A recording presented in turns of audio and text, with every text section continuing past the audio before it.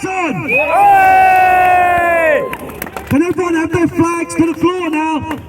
I say get your flags down so people at the back can see. I'll hand you over to Jayda, friends. A big round of applause. Thank you all, as ever, an amusing introduction, but thank you, Paul. Right, listen, guys and girls, I'm going to keep this as brief as possible, although it looks as though the weather's cleared up, but, you know, I won't keep you all too long. Let's just listen to these bells for a minute. I love the bells. Yeah. Yes. See, that'll get them foaming over there. They hate that. They'd rather hear the Islamic cry coming from a mosque, but no, the bells are beautiful. Hey! Here, here! So I want to start by saying thank you to every single one of you for coming out today. Because as I pulled into the car park this morning, I saw the hail was coming down. And I thought, do you know what, like Paul says, we are British and we are used to the bad weather. And a lot of people would say, oh no, I won't turn up because it might be a bit cold. But look, we're all here. It doesn't matter if we get soaked, it doesn't matter if we get cold. This is our Britain. You guys are the ones that will make a difference. Thank you for coming out. Give yourself a Thank you. And as ever, our beautiful flags, and they look wonderful. You know, I took a moment earlier to turn around as we were coming down that hill because I wanted to see what it might look like to all the smelly lefties standing at the bottom of the hill. I wanted to see and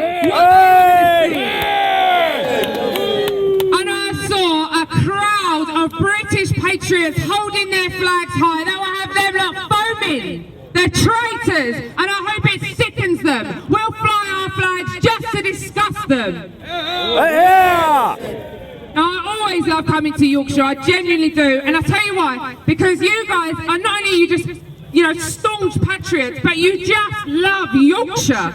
Every time I come here, you're all Yorkshire, Yorkshire, you know, you love it. Brilliant. Now, let's have a Yorkshire, come on. Yorkshire! Yorkshire! Yorkshire! Yorkshire! Yorkshire! Yorkshire! Yorkshire! I love it, honestly, I love it every time.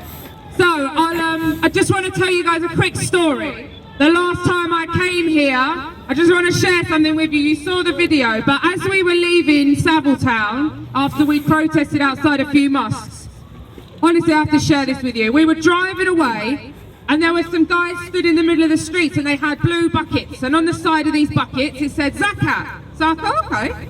So luckily we got stuck in the lights, and I managed to have a quick chat with them. I was leaning across the driver, and I said, what are you collecting for? And they said, this is zakat. I said, okay. For those of you who know anything about Islam, you'll know that zakat is a charitable tax, but it has to be paid by all Muslims, and it goes towards funding terrorism. And I know this because I've read the Quran, and I know that Surah 2 verse 3 says that zakat funds jihad, and I know that Surah 9 verse 60 says that zakat funds the mujahideen. Those are the people fighting in the name of Allah, ISIS, the Islamic terrorists, Al-Qaeda. Scum! I asked him, I said to him, where does this money go? And he looked me straight in the face, and he said, it goes to everyone. I said, like the mujahideen? He said, yes. Oof. Yes. And do you know what I thought? I thought, I like this fella. I like him. Do you know why? Because he's honest. You know who won't like him? That lot over there. They won't like him because he just told me what I already knew. That zakat is an Islamic tax that funds terrorists. The people that are trying to kill us. He's standing in the street with a bucket collecting money for them. Scum! Scum! In the Dewsbury people. They won't like him because they're standing over there saying that Islam is about peace and that Muslims don't believe in jihad. Well, let me tell you. Rubbish! Jihad is Islam. Islam is jihad. They are hand in hand. And these Muslim appeasers, they won't like him, but I tell you who will like him. And I tell you who won't like them. It's Allah. Because you know what Allah says? Allah says that those Muslims standing there saying, we don't like ISIS, but we don't like you either, and we don't want jihad, we don't want to kill non-Muslims, we're all very peaceful and you've all misinterpreted it. You know what Allah said? Allah said those Muslims are hypocrites and they should be massacred, just like I should be massacred, just like you should be massacred. These are the people living among us, worshipping this satanic God. Are we happy about this? No! So that was my last trip to Dewsbury, and I just thought I'd share, because you know, if you see these buckets out on the streets, feel free to speak to the guys. They're honest. They're honestly collecting for terrorists. I like honesty. I appreciate it. But you know, the point is the audacity of these people to come to this country and collect for a group who want to kill us. Are they insane? Is it not bad enough that groups of them are formed to gang rape our children? But no, they're still on the streets collecting. So keep your eyes out, guys and girls, because this is Dewsbury today. And we've seen it's a hotbed for extremism, Islamic extremism. We had the leader of the 7/7 bombings coming out of this town, this beautiful British town. The 7/7 bombers, the leader came from this town.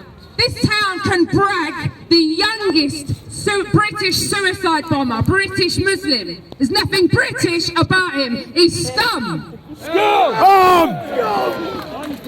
They had a 16-year-old Muslim arrested for carrying the tools and explosives to carry out a terrorist attack. This is their kids. They're kids and they're living in this town. They're going to school with your kids in this town. This is what we have to put up with because of our corrupt government. And even the police today, even the police, we have had every single obstacle thrown at us by the police, trying to make it as difficult as they possibly can for us. Every single time. But you know what? There's one thing we have to remember, and I ask you all to remember this with a sincere heart. These Muslims, they're victims of their own ideology. Now, I know that today I've got people stood with me, and I'm so proud to have you all here, I really am. There are people here who are Christian, there are people who are Sikh, there are people who are Hindu, who are Jewish, who are atheists. Okay? There's one thing that we all have in common, and it's that we can live together. Why is it that they can't live with us? Why is it? Because they will not integrate. They will not. And no matter what we do, we have to put our hands out and we have to try and help them. But you watch when you put your hand out, because it's not safe to put your hand out to these people. They have not got the same values that we have got. They do not want peace. They want to take over. Now, my religion, Jesus Christ tells me that I should love my neighbour. I don't hate these people. I despise their ideology and I think that they worship Satan. But I sympathise and I empathise because they are lost. And all these so-called Christians who are coming out and saying that we're too extreme. We're extreme Christians. What do they think Jesus was? What do they think the man that was nailed to a cross for us? Is that not extreme? Was he a pushover? Because he wasn't a pushover when he stormed into the temple with a weapon and overturned the tables because he was furious at how people were treating the temple. Well, I say to you, ladies and gentlemen, this is Great Britain and this is our temple. And we will not have anyone treated this way. Anyone who wants to disrespect our temple, we will take up our weapons and we will fight against them. And if we have to defend our temple, then so be it. Yes! Now, a lot of these so-called Christian leaders we've seen recently, particularly the ones in Luton, I'm sure that the people here today form some of the 25 million who watched our video from Bury Park. Who saw it? Give us a roar. Yes! I mean, can you believe it? You know, it's not, sadly, it's shocking, but it's not surprising because we live in this, we see it. You know, people around the world, they can't believe what's going on in our country. No-go zones. Women coming up to me, converts to Islam, calling me a slapper because I've got my hair on show and my hands. You know, it's just insane. It's insanity. Who do these people think they are? They're taking over our areas and forming ghettos. And these so-called Christian leaders who have come out and said that we're hijacking the cross and that we're not true Christians because we should be peaceful pushovers. That's what they want. They want us to be pushovers. And in fact, while I'm on the subject, I just want to talk about this briefly, and I thank you all for your time because I know that not all of you are Christian, and that's absolutely fine. But you know that I am, and you know that this means a lot to me. So I'm just going to talk briefly about this cross. When these people are accusing us of antagonising a community for silently walking down the street and holding this, we have problems in our country. This is a Christian country, and this is the symbol of Christianity. Yet, I'm being told that by holding it in a Muslim area, let me just ask, are there any Muslim areas in Britain? No! I've been told that I'm not to carry this because it antagonises people. I just want to send a message out to these plastic Christian leaders, these so-called Christians. You can stand in a barn, call yourself a horse. It doesn't make it so. These people aren't Christian. Jesus Christ himself told us that any of us who does not take up this cross and follow him is not worthy of him. They are not worthy of him. They have to see the error of their ways. They'll be standing there with their arms around these Muslims and condemning us while we are standing up for his name. What is going on in this country? This is a Christian country, and these are the leaders, the so-called leaders of our churches. Well, no wonder no one's going to them anymore. This is what we have to deal with. Yeah. Here. So, about these Muslim appeasers. My main concern, thank you, Paul. My main concern as a Christian and a human, and I'll be honest, is about people's souls. What about the souls of all these people that we're saying, it's okay, come to our country, worship a false idol, a false prophet, a paedophile, worship a false god who's Satan, that's alright. Our Christian leaders are telling them it's fine. It's not fine, they're going to go to hell. Our Christian leaders don't care about them, just like they don't care about us. But the thing is, our God is a jealous God. He doesn't like anyone worshipping Satan. He doesn't like it. To see all these Christian leaders, they don't need to worry about the likes of you and I coming to their town. They're all moaning that we're coming and we're causing disorder. They don't know what's coming on their day of judgment. They are soon to find out.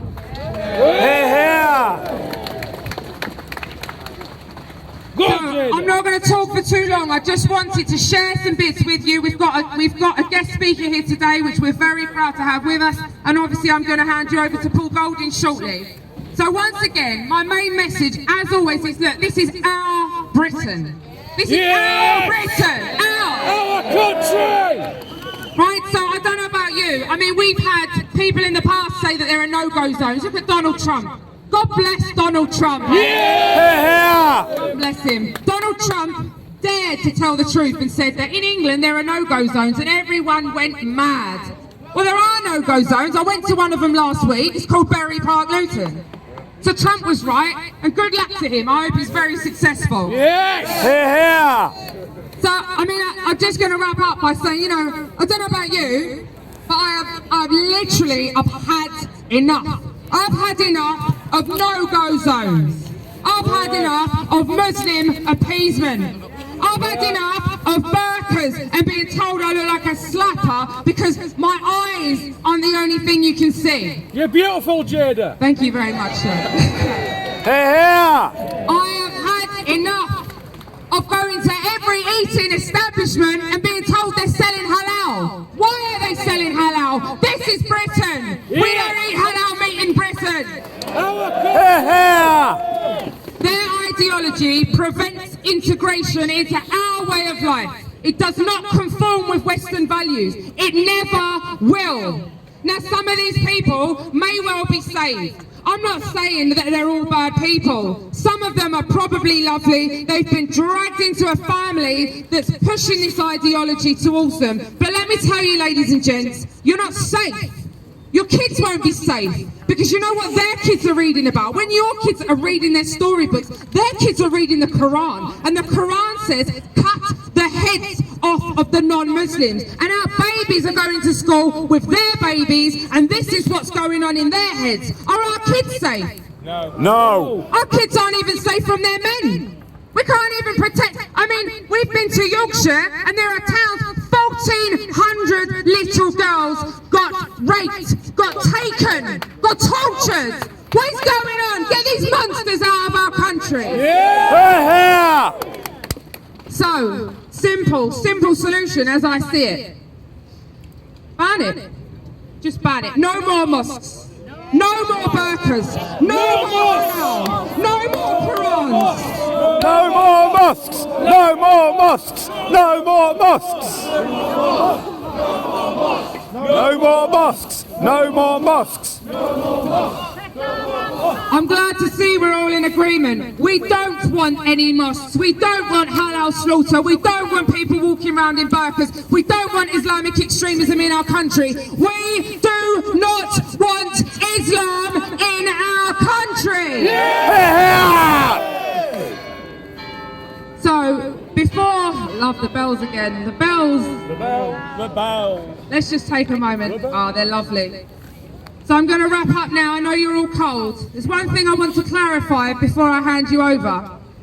In the media of late, there have been a few reports and a few documentaries, a few films that have been made, and there's some statements that they've put out kind of on behalf of Britain First, as they do. And I think they may have misquoted us, because I know that my fellow activists and Britain First members and supporters here today, I know that you'll agree, I think they've misquoted us. You know, they've quoted us as saying that we want our country back. No. That's not what we said. We didn't say we want our country back. We said we are taking our country back. God bless you all. God save the Queen.